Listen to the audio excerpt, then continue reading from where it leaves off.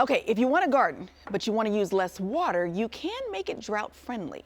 Our chief succulent correspondent, Dina, she is. live in Sacramento, giving us a tour of the city's native plants. Hey, Dina.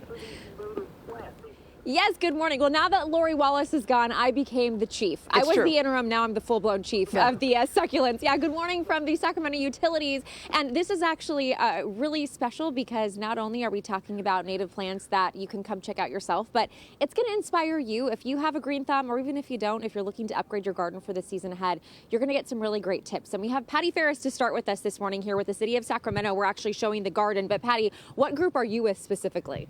I am with the Sacramento Valley chapter of the California Native Plant Society, and tomorrow we are hosting our 12th annual Gardens Gone Native Tour, May 3rd, from 9:30 till 3 o'clock in the afternoon.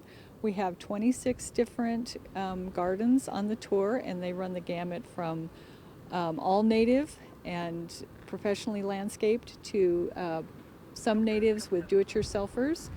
One of the things that I think people will find interesting is a number of the gardens have converted their lawns to native plants, and so if you're thinking about doing that, this is a great place to go to get tips on how to do it and see what it will look like. Yes, and that is so important because I think this time of year, if you're wondering what things are going to look like in the spring before they really bloom and before the sun truly hits them and we're out of our water season, this is a great example of what that looks like. And Allison Aritas, who is actually also with the City of Sacramento Department of Utilities and a great friend, a former producer for us here at Good Day Sacramento, you've now changed course a little bit, but you still love telling stories, and now we're telling the story of the garden here in Sacramento. So tell me more about this space. Yeah, so this is the Department of Utilities, what we call our demonstration garden. Yeah. Here we have dozens of California native plants, including these valley oak trees that you see throughout our garden. Yeah.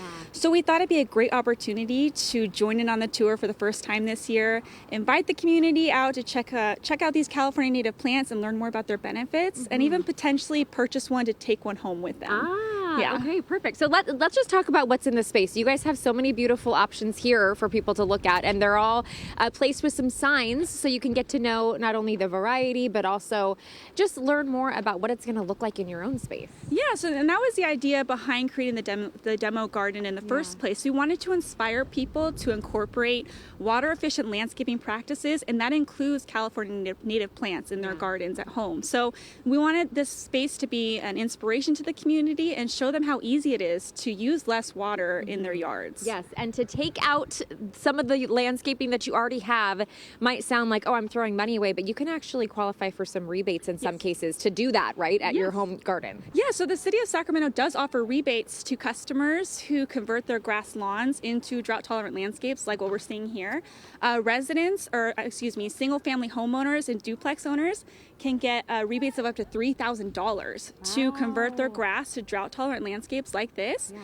We also offer rebates to businesses up to $50,000. Wow. And that could be used towards larger drought-tolerant landscapes, irrigation upgrades, smart irrigation controllers, or a combination of all three. Okay, wonderful. Such good information. Thank you so much. Okay, so again, the big event is coming up tomorrow, May 3rd. We're going to have the details posted on our website at cbssacramento.com and gooddaysacramento.com. And then, of course, coming up in the 10 o'clock hour, we have more to see because I want to see more plants and learn how I can buy them for myself.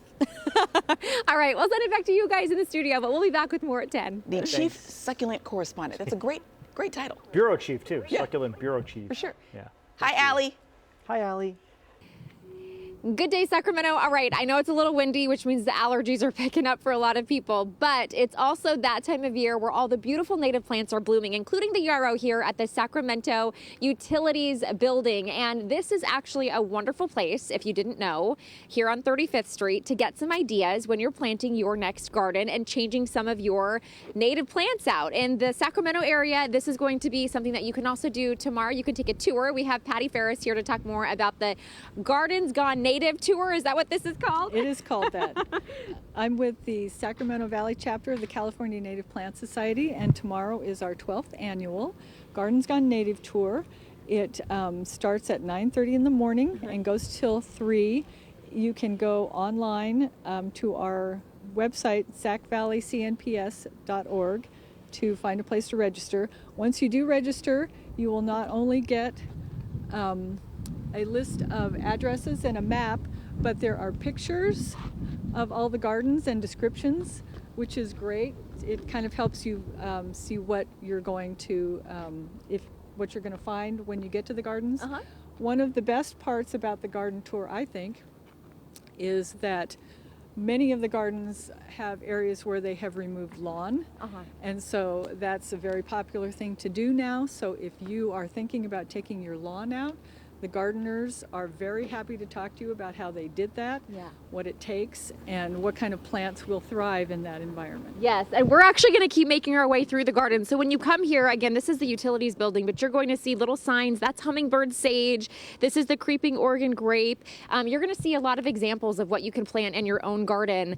And we're actually making our way all the way down to a mobile nursery. And so we're going to try to finish up this second part of the segment talking to Miraday Mobile Nursery. We have Grace Amico with us this morning, and she's actually somebody who's going to be here at this event tomorrow. So we've made our way through the garden. This was a little teasing preview for you, and Grace, you're joining us now with your mobile nursery. So let's walk on over and tell everyone the concept behind this space. So basically the concept of Miraday Mobile Nursery is that I do pop-up sales all over Sacramento area, all the way out to Roseville, down to Elk Grove, Davis, basically selling California native plants and allowing people to have that access of different varieties of plants that are native to the state of California. And so they can actually purchase from you here on the spot. You're also going to tell them much more about the plant itself. The nice thing about this is you get to actually speak to Grace about how big the plant will get, the best environment for it to grow, because not every yard and not every community will be able to support certain plants types, right? Right, yeah. So people are able to ask questions about the plants that I have on the truck, if it will fit in their garden, what kind of sun they have. I'm happy to answer any questions. I also have some identification cards from calscape.org on each plant, so people can look and kind of browse and see if that'll fit in their garden. I, for one, love this one. So this is actually the Desert Globe Mallow, and it has this beautiful pinky orangey flower.